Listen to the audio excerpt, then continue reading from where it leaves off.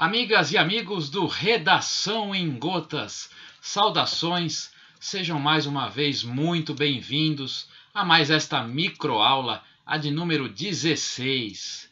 Amigas, amigos, vocês têm ideia de quantas palavras existem na nossa língua portuguesa? E quantas palavras vocês conhecem? Quantas palavras conhecem de verdade, daquelas que vocês guardam e nunca mais esquecem? E quais as outras que vocês veem de vez em quando, consultam o dicionário, acabam sabendo o significado, mas depois esquecem? Pois é. Para isso hoje, vocês perceberam até que eu mudei um pouco a angulação aí do nosso cenário aqui, o quarto aqui, que na verdade é do meu irmão, nem meu, né? Para que eu fiz isso? Para apresentar um grande amigo, que é este aqui. Acabei de falar nele, o dicionário. E eu tenho aqui o Aurélio, um dos mais famosos, né? Até uns bons anos atrás era o mais famoso dicionário. Hoje ele divide a fama com o Ruais, né? Outro grande dicionário. E o Aurélio aqui tem mais de 2.000 páginas. E vocês sabem quantas palavras? Quer dizer, não as palavras que o dicionário todo, né, para explicar cada um dos termos, quantos verbetes, né, quantos termos tem aqui? Segundo ele informa, mais de 430.000 verbetes. Pois é palavra demais, né?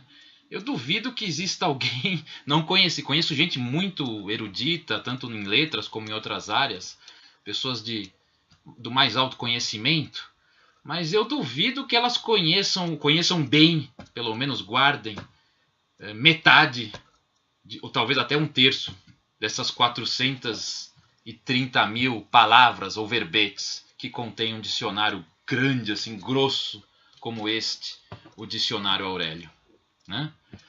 Mas é preciso conhecer, não tudo isso, claro, mas é preciso conhecer cada vez mais. Até existem estudos, tanto no campo da linguagem como da neurologia, né, da neurociência, que mostram evidências, né, se não provas absolutas, evidências bastante fortes, de que quanto mais palavras conhecemos, mais o nosso horizonte, a nossa mente se abre. Mais conhecimento nós temos, não apenas das palavras em si, mas do mundo em geral, né? E por isso é muito importante enriquecer o vocabulário, tá? E eu quero dar... Essa aula até, imagino eu que vai ser bem rápida. Eu quero dar algumas dicas importantes para vocês. Na verdade é um tipo de dica só que eu vou esmiuçar um pouquinho. Vocês já se pegaram algum dia, vocês estão conversando, ou mesmo quem dá aula, o meu caso, né? E às vezes parece que tem uma palavra que não sai da cabeça, a gente fica falando toda hora a mesma palavra, né? E não consegue até dominar, ou tem dificuldade para dominar, né? Isso ao falar, mas acontece também ao escrever. A gente vai escrever um texto ou uma redação, né? E tem uma palavra, um termo importante. Mas o que acontece? A gente acaba colocando esse termo várias vezes.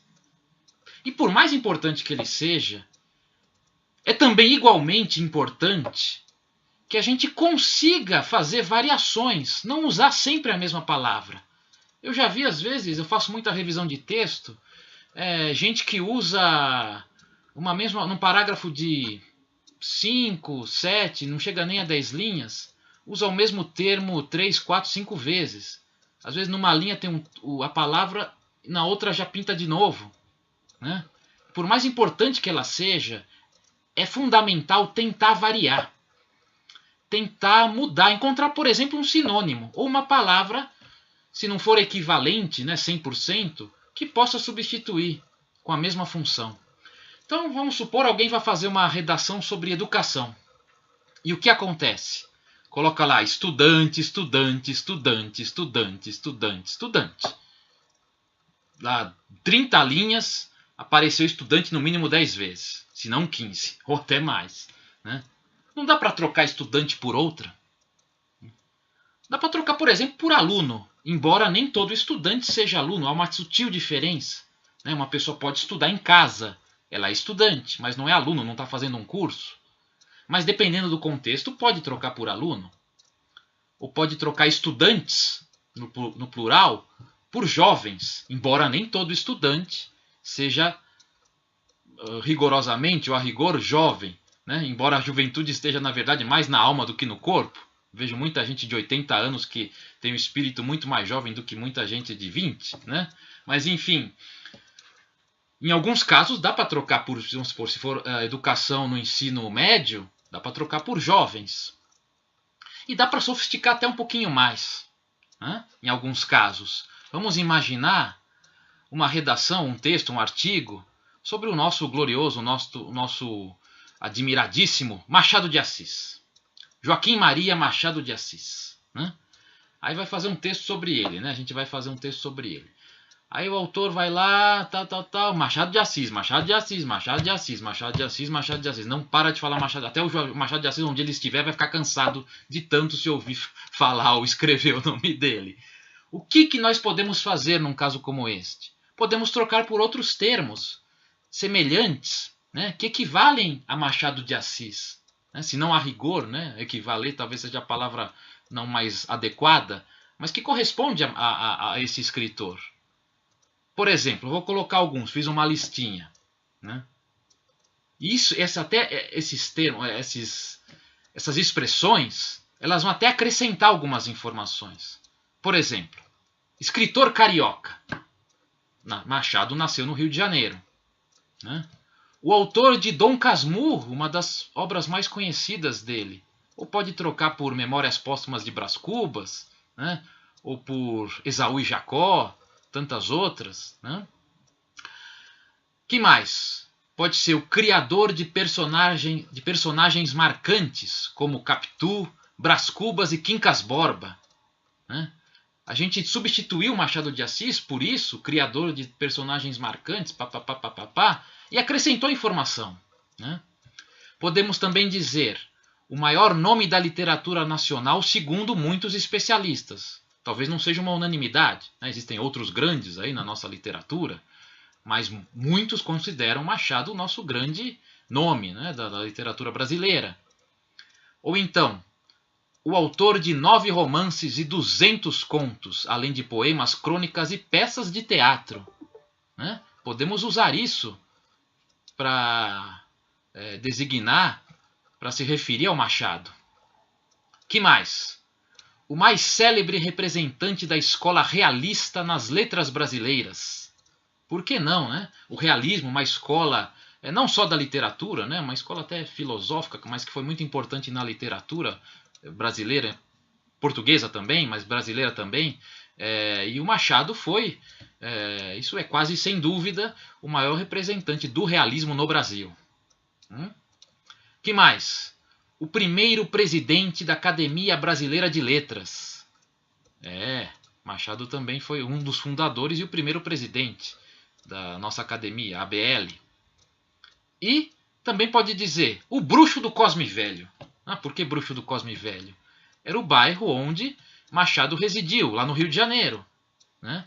E quem até chamou o Machado de Bruxo de Cosme Velho foi outro grande nome da literatura brasileira, o Carlos Drummond de Andrade, grande poeta, um dos maiores do Brasil, né? E bruxo por quê? Porque Machado, além de ser um excelente escritor, era de uma sagacidade, de uma inteligência, né, quase mística, né, digamos assim, não à toa chamado de bruxo. Então, olha, nós colocamos aqui, segundo as minhas contas, a minha listinha, 8 termos, 8 expressões equivalentes a Machado de Assis. Então dá para escrever em 30 linhas, ou um pouco mais até, sem repetir uma única vez, ou no máximo no início e no final, o nome do Machado, né? É possível sim. Vamos tentar fazer redações, textos mais criativos, não ficar repetindo as mesmas palavras ou dizer as coisas das mesmas maneiras, né? É possível sim. Ok? Tá dada a dica. E vocês passem, claro, outra questão importante, como adquirir o vocabulário, né? Enriquecer o vocabulário, principalmente lendo, né? Tem gente que até pode ficar consultando o dicionário assim, sem estar lendo, né? Só lendo o próprio dicionário. Mas eu acho interessante, mas não tem a mesma graça do que ler bons textos, tanto de ficção da nossa literatura, né? Ficcional, como de não ficção, ou mesmo jornais, revistas, ou bons articulistas. O vocabulário, pouco a pouco, vai sendo enriquecido, né? E ler com atenção. Não adianta ler e não prestar atenção, não refletir ou não procurar o dicionário, né? Então tá aí dadas essas dicas. Espero que vocês tenham gostado aí dessa aula, né? E espero revê-los aí no próximo Redação em Gotas. Um grande abraço, tudo de bom.